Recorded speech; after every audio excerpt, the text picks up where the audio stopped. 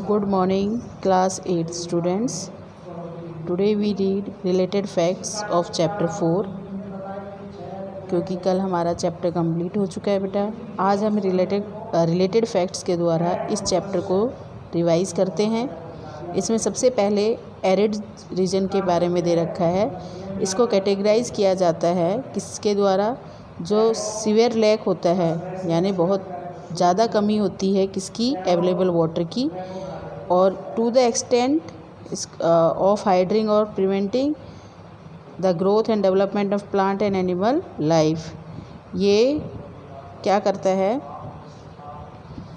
Extend करता है हाइड्रिंग और प्रिवेंटिंग, हाइड्रिंग कह लें या प्रिवेंटिंग कह लें, यानी दूर करना जो ग्रोथ और डेवलपमेंट है प्लांट की। अगर पानी की कमी होगी तो बेटा प्लांट्स और एनिमल्स की ग्रोथ डेवलपमेंट में भी कमी आती है।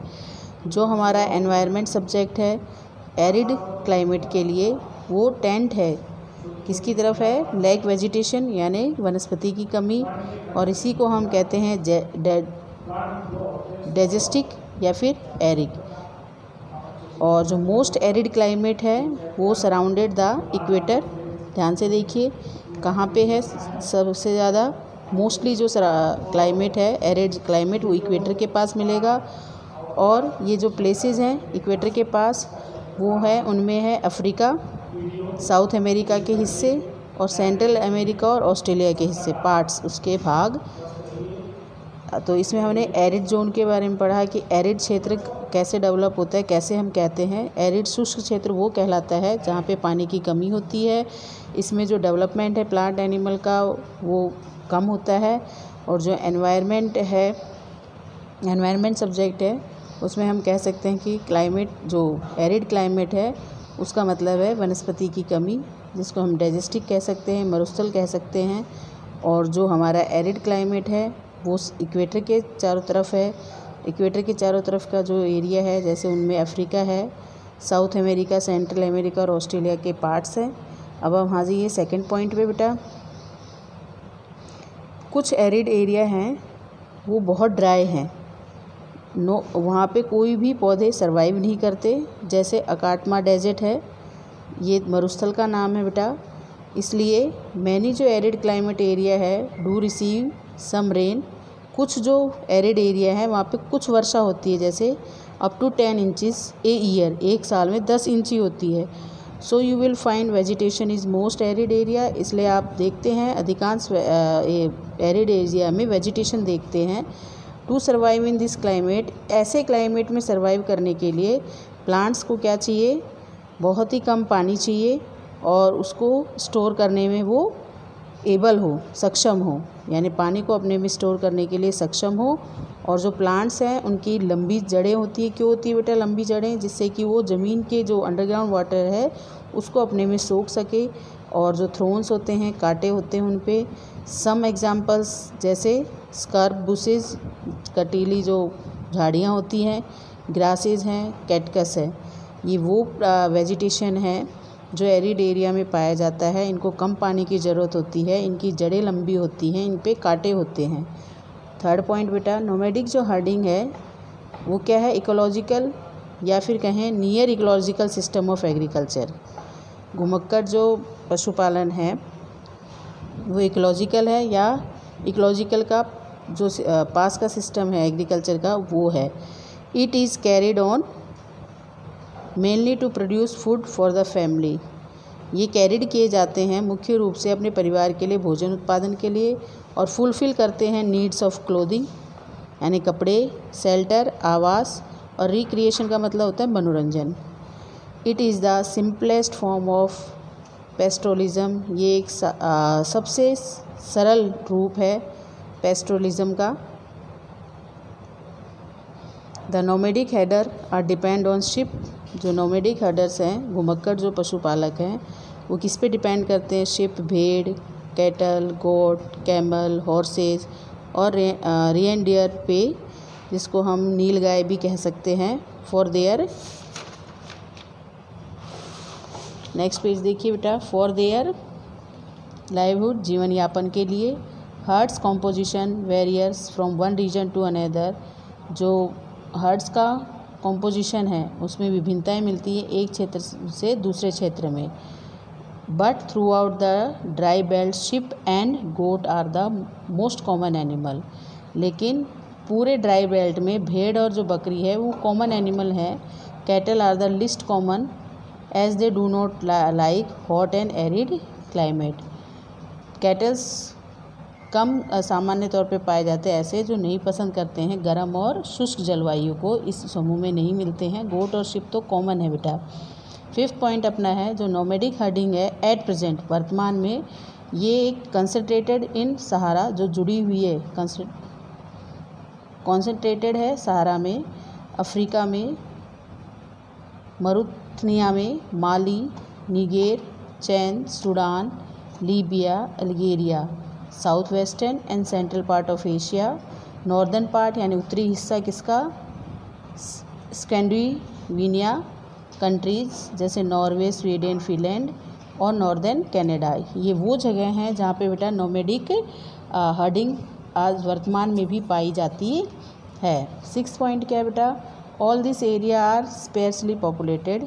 इसमें क्या है बेटा, जनसंख्या विरल है। Owing to the non availability of water, यहाँ पे पानी की उपलब्धता नहीं है। दिस एरिया आर अनसूटेबल, इसके लिए कल्टीवेशन ऑफ क्रॉप, फसल के लिए अनसूटेबल है। लेकिन peoples are utilizing this ecosystem for rearing और गेजिंग ऑफ लाइव स्टॉक। लेकिन लोग इसको यूटिलाइज़ कर रहे हैं इकोसिस्टम को, क्या करके, जो पशुधन है उसको चरा के या पाल के। और हमारा 7th पॉइंट है बेटा, जनरल रोका is a city in the north east of Argentina. Province means प्रांत ऑफ रियो निग्रो और नॉर्दर्न पेंटागोनिया। और the main activity around the city is the intensive agriculture under irrigation. जो यहाँ मेन एक्टिविटी है इस सिटी के चारों तरफ वो गहन कृषि, किसके अंतर्गत, सिंचाई के अंतर्गत। Which made possible and intense agro industrial activity, जो पॉसिबल करती है गहन कृषि औद्योगिक गतिविधि को। और जो मेन क्रॉप है यहाँ की वो है पियर एंड एप्पल। 2 क्रॉप्स हैं main crop, pears and apple. अब आज ये जूम पढ़ा था हमने, जूम या शिफ्टिंग कल्टीवेशन, ये प्रिमेटिव प्रैक्टिस है बेटा कल्टीवेशन की। State of north eastern hill region of India, India में है ये, उत्तरी पूर्वी जो पहाड़ी क्षेत्र है वहाँ पे जूम कृषि की जाती है।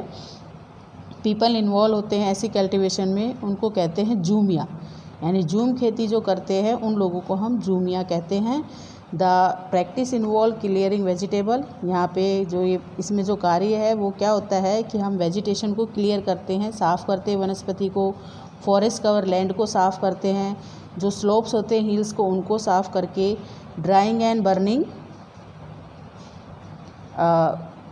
Bearing it before onset of monsoon and cropping on its thereafter. क्या करते हैं इन सभी चीज़ों को, जैसे वेजिटेशन को क्लियर करके, फॉरेस्ट क्लियर करके, हिल्स के स्लोप्स को क्लियर करके, सुखा के और बर्निंग करके इनको फिर क्या मॉनसून से पहले ही इनको सेट कर लेते हैं और फिर इन पे फसल उगाई जाती है। मॉनसून से पहले इन चीज़ों को सेट कर लिया जाता है। तो ये हमारे रिलेटेड फैक्ट थे चैप्टर 4 के। अब अपने की टर्म्स देखिए, हमने कुछ वर्ड्स अपने इस चैप्टर में पढ़े हैं। प्राइमरी एक्टिविटी, सेकेंडरी एक्टिविटी और टेरिटरी एक्टिविटी पढ़ा था फर्स्ट पेज पे ही बेटा हमने। प्राइमरी एक्टिविटी में जैसे एग्रीकल्चर एक्टिविटीज़ जो होती हैं, इसमें एक्टिविटी कनेक्टेड होती हैं जिसमें extraction and production of natural resources, यानी प्राकृतिक संसाधनों का खुदाई भी होती है और उनका उत्पादन होता है, उसको हम प्राइमरी एक्टिविटी कहते हैं। अब है हमारा इसमें सेकेंडरी, द्वितीय गतिविधि। ये एक्टिविटी क्या होती है बेटा, concern with the processing of natural resource. ये नेचुरल रिसोर्स जो यानी प्राइमरी एक्टिविटी से जो हमें मिलता है उसको प्रोसेस करती हैं ये, यानी उनसे सामान बनाती हैं। टेरिटरी एक्टिविटी में देखिए बेटा, ये वो एक्टिविटीज़ है जो प्रोवाइड करती है सपोर्ट किसको, प्राइमरी और सेकेंडरी सेक्टर को, किसके थ्रू, सर्विसेज के थ्रू। हमने कल्चर के फॉर्म देखे थे, सेरिकल्चर है उसमें, ये commercial rearing of silk worm है, यानी वाणिज्य के रूप से पाला जाता है सिल्क वॉर्म को, रेशम के कीड़ों को। विटीकल्चर क्या है, ग्रेप्स का कल्टीवेशन है। पीसी कल्चर क्या है, फिश को ब्रीड किया जाता है, क्या बना के, टैंक और पॉन्ड बना के। और हॉर्टिकल्चर किसे कहेंगे, वेजिटेबल, फ्लावर और फ्रूट्स को कमर्शियल यूज़ के लिए उगाया जाता है। और एग्रीकल्चर क्या है बेटा, ये भी एक कल्चर है। ये साइंस और आर्ट है कल्टीवेशन का, किस पे, सॉइल पे, रेजिंग क्रॉप फसल उगाना, और रियरिंग लाइफ स्टॉक यानी पशुओं को पालना, इसको एग्रीकल्चर कहते हैं।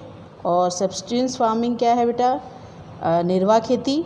इस टाइप फार्मिंग में प्रैक्टिस टू मीट, इसमें क्या काम किया जाता है जिससे कि फार्मर की फैमिली की ज़रूरतों को पूरा किया जा सके। फिर है नोमेडिक हर्डिंग, इसमें हर्डमैन्स क्या होते हैं बेटा, पशुपालक जो चरवाहा होते हैं वो मूव करते हैं वन प्लेस टू अनदर और सर्च करते हैं फॉडर और वाटर को। और कमर्शियल फार्मिंग क्या है बेटा, ये क्रॉप्स है जो उगाई जाती हैं और जो एनिमल्स हैं वो रियर्ड किए जाते हैं, किसके लिए, मार्केट में सेल करने के लिए। यानी कमर्शियल फार्मिंग में फसल उगाई जाती है और पशु पाले जाते हैं मार्केट में बेचने के लिए। और सब्सिस्टेंस फार्मिंग में क्या होता है कि वो अपने फैमिली के नीड्स को पूरा करने के लिए ही ये दोनों काम करता है। मिक्स फार्मिंग में क्या कहेंगे हम, जो लैंड होता है उस पर फूड भी उगाया जाता है, फॉडर भी उगाया जाता है और पशु पालन भी किया जाता है, इसको मिक्स फार्मिंग कहते हैं। ऑर्गेनिक फार्मिंग किसे कहते हैं, इसमें क्या होता है, ऑर्गेनिक मैन्यूर होता है, नेचुरल पेस्टिसाइड होते हैं, किसकी जगह, केमिकल्स की जगह, उसको हम कहते हैं ऑर्गेनिक फार्मिंग। और एग्रीकल्चर डेवलपमेंट किसे कहेंगे बेटा, इसमें हम रेफ़र करते हैं उन प्रयासों को जो इंक्रीज़ करता है फार्म प्रोडक्शन को इन ऑर्डर टू मीट, किसके लिए बेटा, हम प्राप्त कर सकें growing demand of increasing population, बढ़ती हुई जनसंख्या की बढ़ती हुई मांग को पूरा करने के लिए हम फर्म प्रोडक्शन को इंक्रीज़ करने के जो प्रयास करते हैं, यानी फर्म में जो प्रोडक्शन हो उसको हम बढ़ाने के लिए जो प्रयास करते हैं, एफर्ट्स करते हैं, उनको हम एग्रीकल्चर डेवलपमेंट कहते हैं। तो बेटा आज हमने क्या पढ़ा, की टर्म्स पढ़े, रिलेटेड फैक्ट्स पढ़े।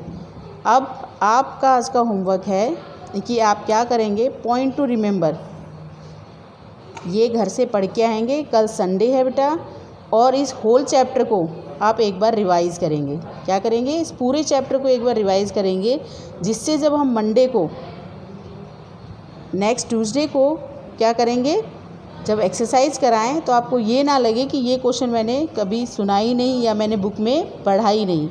तो पॉइंट टू रिमेंबर रीड करना है और होल चैप्टर को रिवाइज़ करना है, जिससे कि हम नेक्स्ट डे जो एक्सरसाइज करेंगे वो आसानी से हम कर सकें। थैंक यू बेटा।